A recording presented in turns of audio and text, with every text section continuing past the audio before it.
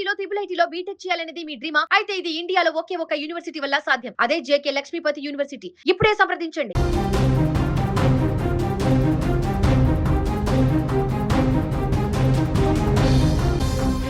ఆర్థిక ఇబ్బందులు తాళలేక కట్టుకున్న భార్యతో కలిసి ఓ భర్త రైలు కింద పడి ఆత్మహత్య చేసుకున్న హృదయ విదారకర ఘటన మేడ్చల్ మల్కజ్గిరి జిల్లా గట్కేసర్ రైల్వే పోలీస్ స్టేషన్ పరిధిలో చోటు చేసుకుంది.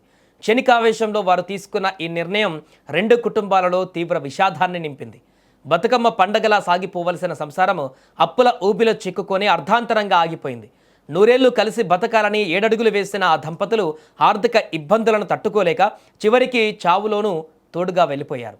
వరంగల్ జిల్లా చెన్నారావుపేట మండలం పాపయ్యపేట గ్రామానికి చెందిన రవికుమార్, శిరీష భార్యాభర్తలు. ఎన్నో ఆశలతో ఆశయాలతో ఈ చిన్న జంట తమ జీవితాన్ని ప్రారంభించారు. కానీ కాలం ఎప్పుడూ ఒకేలా ఉండదు కదా. గత కొంతకాలంగా ఈ దంపతులకు ఆర్థిక ఇబ్బందులు చుట్టుముట్టాయి. అనుకున్న పనులు కాకపోవడం, చేసిన అప్పులు కొండల్లా పెరిగిపోవడం, వాటికి వడ్డీలు కట్టలేక అసలు తీర్చే మార్గం కనిపించక తీవ్రమైన మానసిక వేదనకు లోనయ్యారు. రోజురోజుకు పెరుగుతున్న అప్పుల భారం వారి గుండెల్లో భయాన్ని నింపింది. బహుశా సమాజానికి భయపడ్డారో లేక అప్పుల వాళ్ళ ఒత్తిడి తట్టుకోలేకపోయారో కానీ జీవితంపై పూర్తిగా విరక్తి చెందారు. ఆ క్షణికావేశంలో వారు తీసుకున్న ఒకే ఒక్క తప్పుడు నిర్ణయం వారి నూరేళ్ల జీవితాన్ని ముగించేసింది. జూలై 2 గురువారం రాత్రి మేడ్చల్ జిల్లా గట్కేసర్ సమీపంలోని రైల్వే ట్రాక్ దగ్గరకు రవికుమార్, శిరీష చేరుకున్నారు. కారు చీకట్లో వేగంగా వస్తున్న రైలు కింద పడి ఇద్దరు ఒక్కసారిగా ప్రాణాలు విడిచారు. సమాచారం అందుకున్న గట్కేసర్ రైల్వే పోలీసులు వెంటనే సంఘటనా స్థలానికి చేరుకొని మృతదేహాలను పరిశీలించారు. వారి వద్ద లభించిన ఐడి కార్డులు ఆధారాల బట్టి వారు వరంగల్ జిల్లాకు చెందిన దంపతులుగా గుర్తించి వారి కుటుంబ సభ్యులకు సమాచారం అందించారు.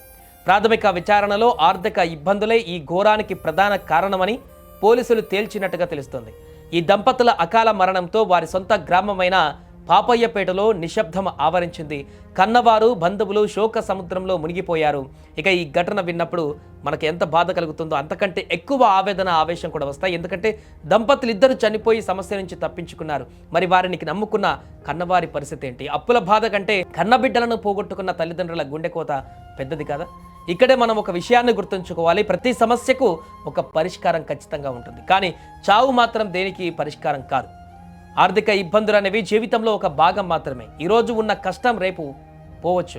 లక్షల కోట్ల నష్టపోయిన వ్యాపారవేత్తలు కూడా మళ్ళీ శ్రమించి పైకి వచ్చిన దాఖలాలు అనేకం ఉన్నాయి. అప్పులు ఎక్కువైతే కూర్చొని మాట్లాడాలి, పెద్దల సహాయం తీసుకోవాలి, లేదా చట్టపరమైనటువంటి మార్గాలు వెతుక్కోవాలి. కానీ క్షణికావేశంలో ప్రాణాలు తీసుకోవడం వల్ల అప్పులు తీరవు.